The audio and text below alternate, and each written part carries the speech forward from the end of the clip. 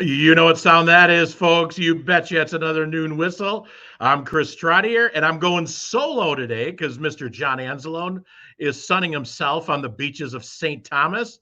But I'm not alone. I'm with Coach Luke Reigel from UW Parkside. Welcome to the show, Luke.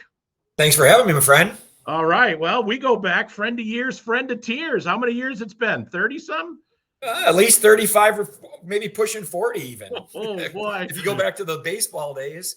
Yeah, that's right. Well, I'm sure all the Elks are excited to tune in to today's noon whistle to hear from two Wilmot grads. But what the heck? They've been listening to me for over a year and a half. But we can celebrate Nick Brown, who I hear is coming back for a fifth year.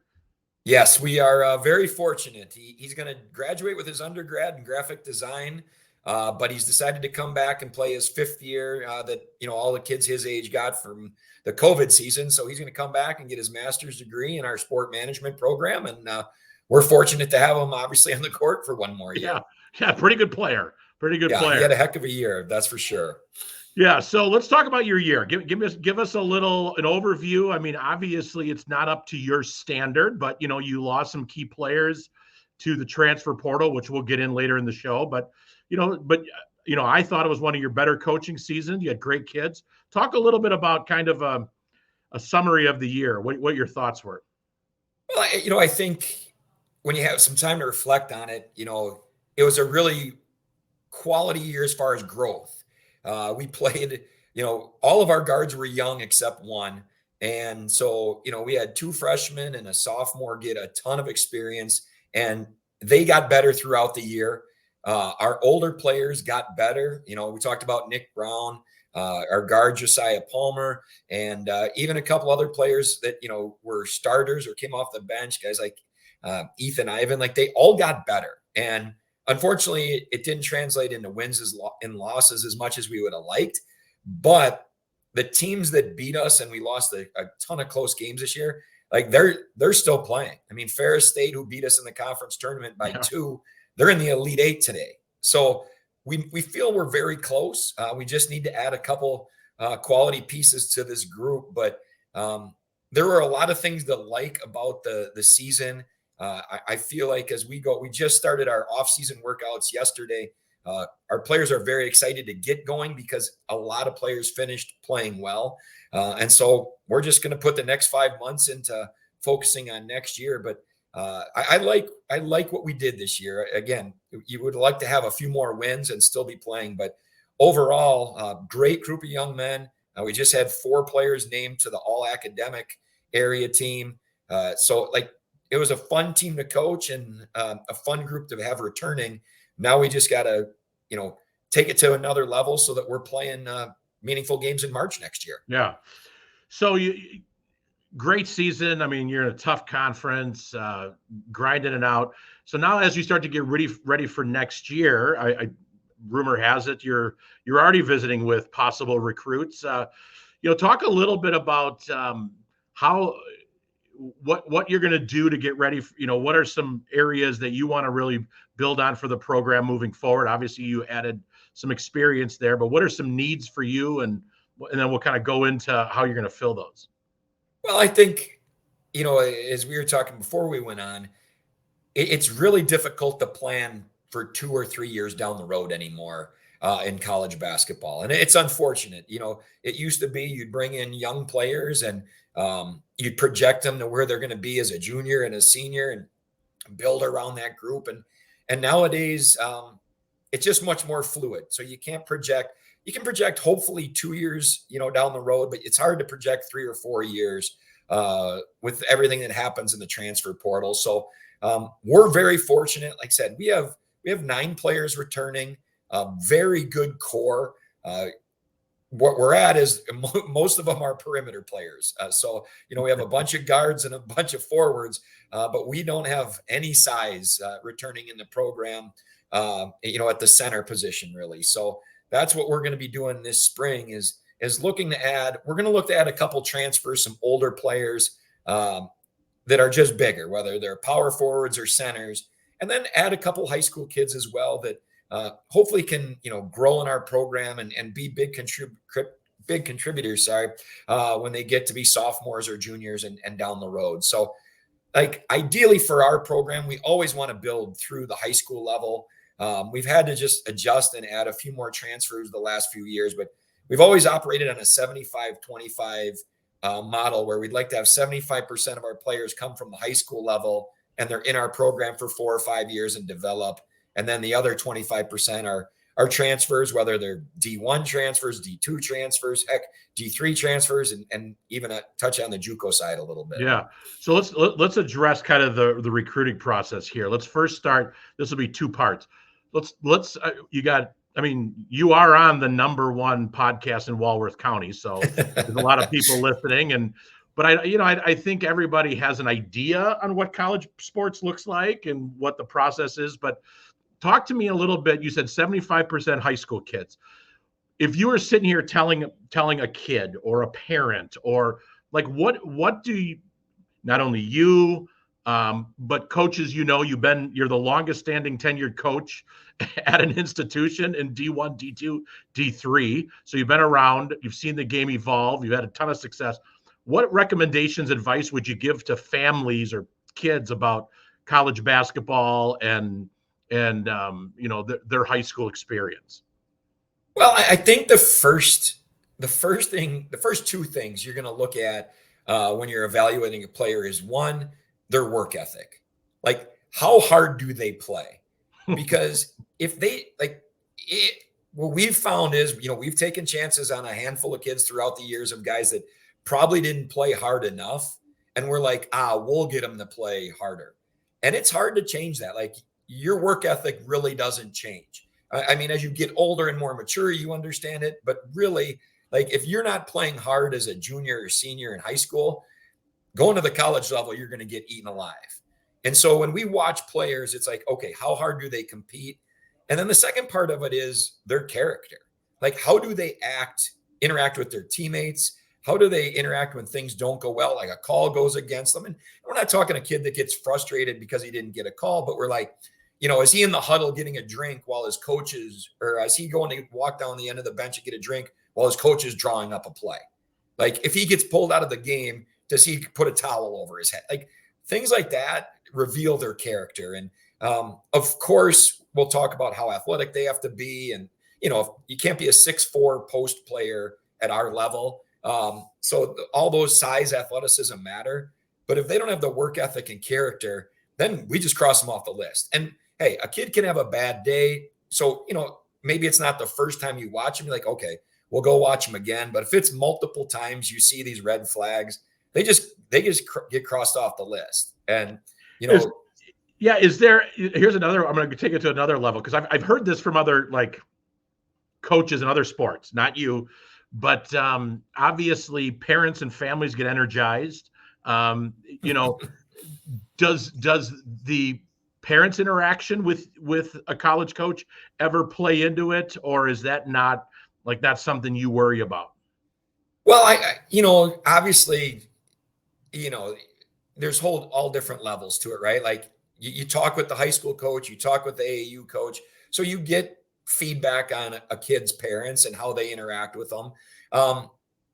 It can be different at the college level. There's no question when we do tours with, players and their parents, if the wrong questions are asked by parents, it sends up a red flag. Sure. Or if they're on the campus tour and they're always talking about how Johnny's coach didn't do this or Johnny's coach didn't do that, like, you worry about that stuff. Sure. But at the same time, there's a separation at the college level, or at least there should be, right? Like, I just don't, I don't deal with parents. I don't deal with parents in season at all, unless it's a mental health or an issue. Like, if they're concerned about a well-being of theirs, of course, I'll sit down with them and talk to them. But if I've got a handful of emails throughout the years about Jimmy or Joey's playing time, they just go in a bin that, I laugh about after the season, or, and a lot of times the player doesn't even know their parents are emailing. So sure, there's definitely a separation, but, there are things that you look for as a coach, and, there's obviously great supportive parents. And then there's the next level where it's a concern of, They always feel like their child's being slighted or whatever. That worries you as a college coach when you're going through the research process. So let's go into the next. So you said 75, 25. So 25, you're looking for transfers. Talk about how obviously we had teams this year who said, you know what, I'm not playing in the postseason because Rick Pitino and some of these teams because of the transfer portal. As long as you've been doing it, talk a little bit on the impact of the transfer portal and, is it here to stay? What do you anticipate being possible solutions to it? Unfortunately, I think it's here to stay. I feel like between the transfer portal and the name, image, likeness, money that's going on, like they've opened Pandora's box, and I don't know how you reel it in. They're going to have to do something to add some guardrails to this. As far as like when you have kids transferring to their third school in 3 years, that's a problem because it's supposed to be about getting an education. I know at the higher level they're making some serious money, but at D3, D2, it's got to be about getting that degree and being in position to, do well once you're done with college. So I don't know what the answers are on that, but they're going to have to come up with something, I guess is what I'd say. As far as like what we go ahead. Yeah, go ahead. I think the biggest thing, what we look for when we're looking for transfers is, do they fit? You know what I mean? Like a high school kid can come in and he's got to mature and grow and learn from the older players. But a transfer player has to come in and do they fit in with your culture? Do they fit in with the players that are already in the program? And obviously their style of play and their strengths and weaknesses need to fit into what you do as well. But the character part of it is really important. Like we're talking with the group we have right now, we have a really good group and talented group. We don't want to bring someone in that, can spoil that culture just because they have talent. They have to have the character and the work ethic to fit in well with the group too. Yeah, it's interesting. It'll be interesting to see where it goes. I mean, it's amazing on how, like I think about, Coach Gard, who we know went to Platteville with, he had X's and O's. He's as good as you're going to find. As a human being, he's as good as you're going to find. And the fact that they had an earlier exit than hoped, all of a sudden now it sends up all these flags on their so-and-so's leaving. I'm going here. It's got to be pretty challenging to build something from the ground up and really sustain it. Well, especially, the way they want to do it with high character kids and they'd prefer not to have a lot of transfers because, that's how you sustain, or you build consistency. And I just, when of course you and I both go on Twitter and hear all these people firing off tweets. It's like, I don't think people understand just how difficult it is to win in the postseason. Like you have to be healthy. You have to get a break. You have to get good matchups. Like there's very few teams that just are in it consistently. And yes, of course you've got, the Gonzaga's incredible, right? And then you've got the Kansases and the North Carolinas, but look at almost 90% of the other coaches at any level, and trying to get to the Sweet 16 is, really difficult. We're still trying to do it once here. Like we've been in some NCAA tournaments and we've lost to some really good teams that, we've lost the potential or teams that went on to win a national title. It's just not as easy as it is to fire out a tweet. Yeah. So let's keep going with that and kind of talk a little bit about D2 basketball. UW Parkside is, in addition to Northern Michigan, the second D2 school in the state of Wisconsin. Good one. Yeah, thanks. So it's the only one. I'm just kidding. But so like, what makes that D2 experience unique, good or bad?